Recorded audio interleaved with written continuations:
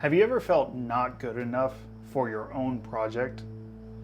Yeah, me too. Let's talk about that. I wasn't even planning on making this video today, but I was sitting there scrolling on my YouTube feed and a video popped up of another indie dev that is building out a budgeting app. Now, our apps are different, or at least what they're going to be are going to be different. But at the end of the day, it's an indie dev that is creating a budgeting app. And that essentially fits me, the mold that I'm kind of put in. So I automatically start comparing myself. I start looking at his UI, I start looking at his app, and I'm like, man, this guy is literally 10 steps ahead of me, for sure. And he just posted this video like 9 hours ago. So I was like, yeah, this is a project that he's working on actively.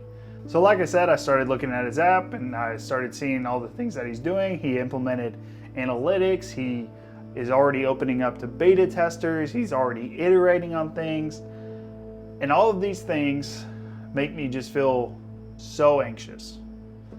It makes me feel like, why am I even building mine whenever somebody's already building an app that's gonna be like mine?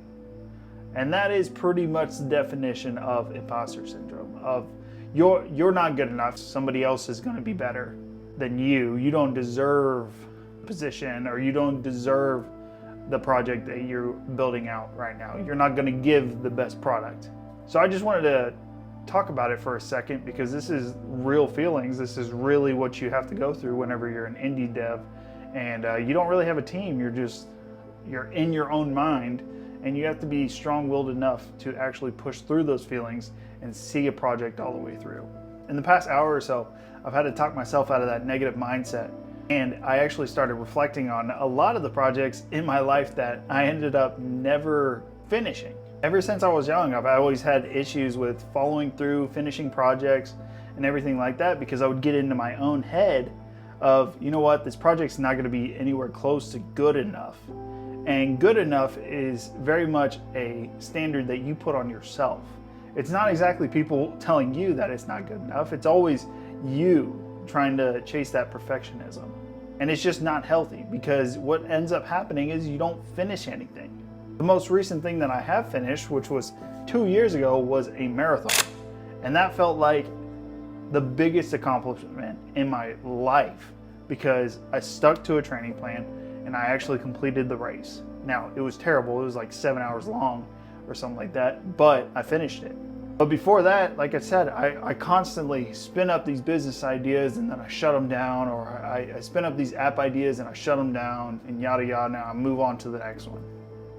And I constantly am in this loop of, you know what, no, I need to do this, or I need to put my focus on that, or whatever. You know, I'm gonna be a jack of all trades, you know, master of none. When in reality, that kind of shoots yourself in the foot.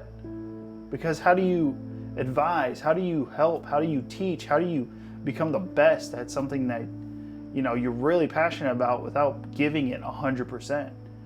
So it's not about where you're at right now, it's about where you're going. It's about the journey that you're on. And for that other indie dev, he's obviously so much further ahead in his journey than I am. I'm just starting mine. He already has published apps. He probably has a workflow that makes him be able to iterate through things. He already has a community built up for his YouTube channel to where his apps already get used and have beta testers for them. So I'm obviously at the very beginning of whatever he started doing, but here I am comparing myself to him, and it's just not healthy. So with that being said, I hope that this actually gave you some insight into some actual feelings from an indie dev that is trying to build their own app. And if you're in the same situation, keep pushing on your project. Take it all the way to the finish line and then see what you want to do. But don't second guess yourself halfway through the project. If it's not worth your time after you finish it, great. But at least you finished it. So with that being said, I'm going to continue to work on Alto, obviously, and really take this thing all the way to the finish line. I'm not looking at him as competition anymore. I'm more or less looking at him as inspiration, that he is the future me. So if you like this video, go ahead and leave a like. And if you want to keep up to date with the progress of Alto, go ahead and click that subscribe button. And I will be back with y'all once I have a devlog to give y'all, which will be in a couple of days, I believe. See ya.